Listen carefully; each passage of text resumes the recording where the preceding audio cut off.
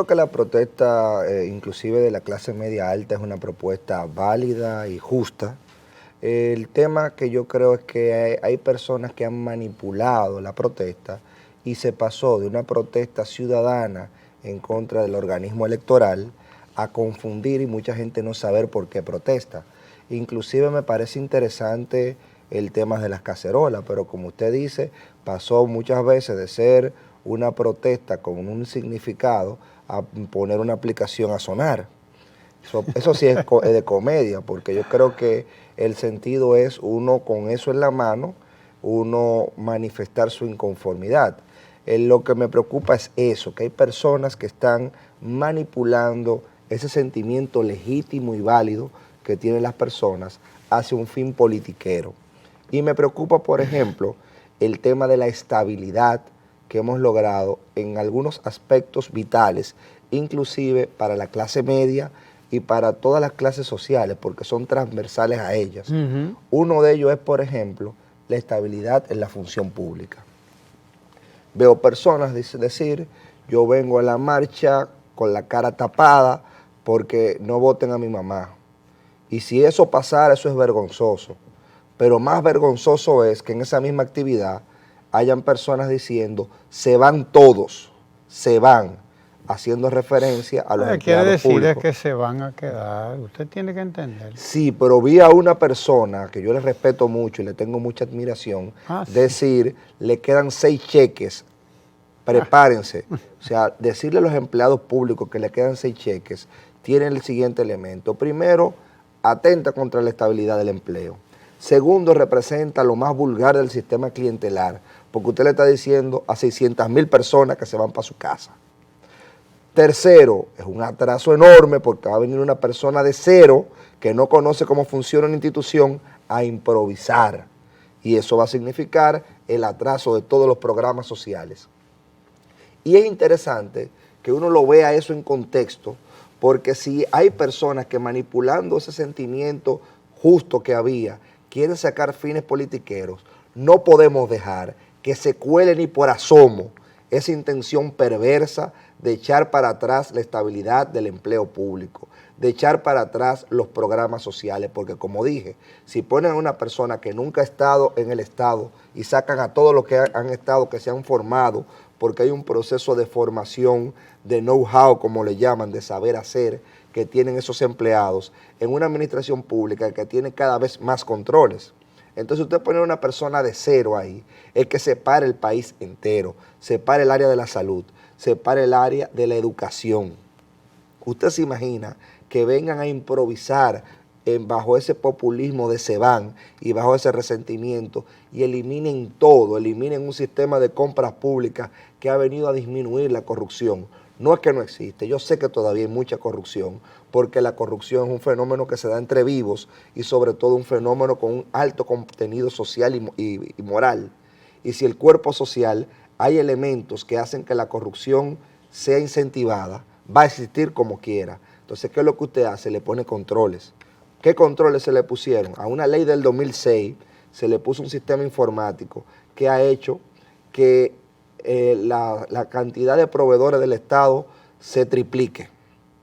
Hablábamos de 18,000 proveedores del Estado. 14,000. De 14,000. Bueno, si eran 14,000, se ha cuatruplicado, porque estamos hablando de que estamos en los 70,000 y pico de proveedores del Estado. Eso es una primera señal que usted tiene de que hay mayor democracia a la hora de negociar con el Estado. Y eso significa que no son 2 o 3 manos que por prebendas y corrupción están monopolizando las cosas. Entonces eso se va a ir, esa conquista no se puede ir.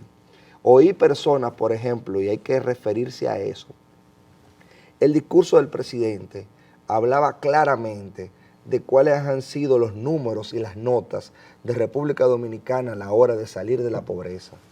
Y escuché a un economista muy bueno decir, y un economista también, a ambos, que eso era bueno, pero que eso se refería a la pobreza monetaria, que hablemos de la pobreza estructural. Y yo digo, estoy de acuerdo con ustedes, pero ¿cómo se reduce la pobreza estructural? Con educación, con hospitales, con políticas que vayan hacia la seguridad ciudadana, porque eso tiene que ver también con ese clima de que usted pueda desenvolver su vida con seguridad y sin que corra riesgo.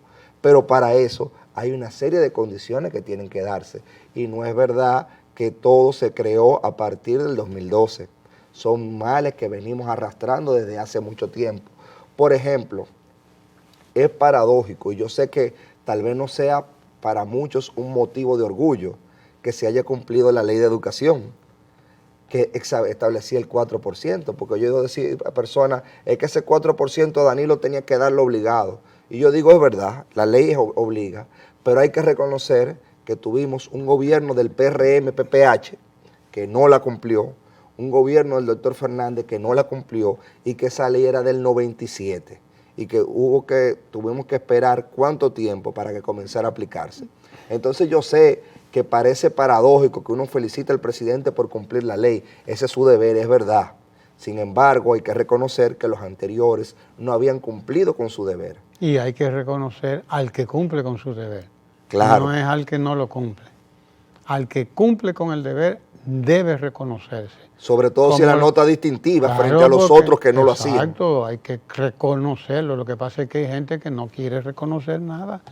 Es que el que no quiere y punto. Pero fíjese, por ejemplo, en el área de las MIPYMES, que se diga aquí que no se ha hecho con banca solidaria una política que busca rebajar y reducir sustancialmente la pobreza estructural, cuando un préstamo que en el mercado informal oscilaba hasta el 120 y el 240 anual, se le da a un 8% anual a una persona con la banca solidaria. Que me digan a mí que la existencia misma del Banco Agrícola, que fue puesta en cuestionamiento después del desastre económico 2000-2004, vino el Fondo Monetario Internacional y dijo, el Banco Agrícola es una institución infuncional, eso hay que desmontarlo, eso no tiene ningún tipo de sustentabilidad. El presidente Fernández era partidario de eso y se crearon comisiones a partir de esa recomendación del fondo. Y la realidad hoy es que el Banco Agrícola no solamente es sustentable, sino que redujo su tasa de interés de un 18 a un 8%, que la morosidad que había se redujo, que usted tiene un retorno de la inversión y ese retorno de la inversión se ha producido porque la actividad agrícola, que es una actividad de alto riesgo, ha encontrado mercado. Y ha encontrado mercado al saberse conectar los diversos factores económicos. Entonces, nosotros no podemos apostar a que esos logros que se fueron presentando se vayan. Tenemos que apostar a que se fortalezcan. Sea quien sea, de la bandera política que sea, tiene que tener un compromiso con la continuidad. Ahora, si usted ve que no están diciendo que se va a continuar lo bueno que se está haciendo, preocúpese, porque no es verdad que todo ha sido malo. Es un maniqueísmo, es una tergiversación del debate. Usted decir se van porque todos estamos peor que antes, es mentira. Nosotros hemos tenido grandes logros y esos logros lo que tienen es que profundizarse. Porque si no se profundizan, si se echa para atrás como el cangrejo, ¿qué va a hacer de la República Dominicana? Nosotros tenemos lo que se llamó el milagro económico dominicano. Y ese milagro económico dominicano no es una cuestión fortuita. Es algo que se vino trabajando desde hace mucho tiempo y tiene algo también que es novedoso, profesor, y es que no descansa solamente del turismo. Nosotros tenemos una matriz bastante diversa. Por ejemplo, el sector zona franca. Aquí se dijo en el año 2008 que el sector zona franca era un modelo agotado. Sin embargo, el sector zona franca, con todos sus bemoles, es un sector que está aportando al crecimiento de la República Dominicana y lejos de ser un modelo agotado, ha sido uno de los sectores más dinámicos en los últimos años. Entonces nosotros no podemos echar por la borda eso por una cuestión de resentimiento o de manipulación de algún grupo que su forma de llegar al poder es destruirlo todo. Uno tiene que saber ver la propuesta que crea y la propuesta que destruye. Y a nosotros nos toca apostar por la propuesta que crea. Y la mejor forma de protestar es creando. Usted no me diga a mí que usted solamente puede protestar destruyendo, usted puede protestar creando, usted puede protestar, usted como empleado público, si usted hace las cosas como tiene que hacerlo y denuncia las cosas mal hechas, porque hay mecanismos para denunciarlas. Entonces, cuando usted asume un compromiso ético, usted también está protestando y construyendo un mejor país. Y yo quería por eso comentar ese aspecto, porque para mí fue un discurso realmente extraordinario el que se dio.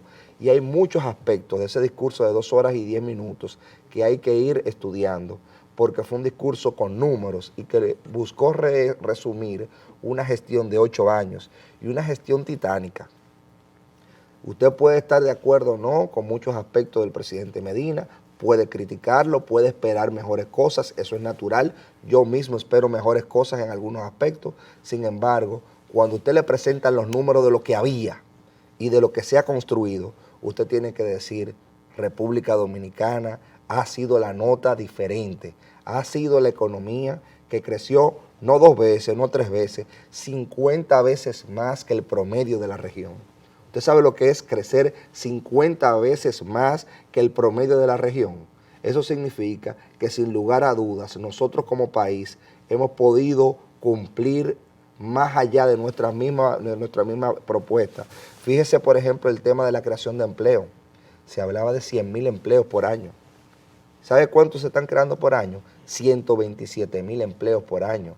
Eso significa no solamente que personas pasaron a tener un medio de vida, sino que el seguro familiar de salud va a darle protección social a su núcleo familiar. Entonces, cuando usted tiene eso, usted tiene ya no una reducción de la pobreza monetaria, sino un crecimiento del desarrollo humano. Y a eso es que tenemos que apostar.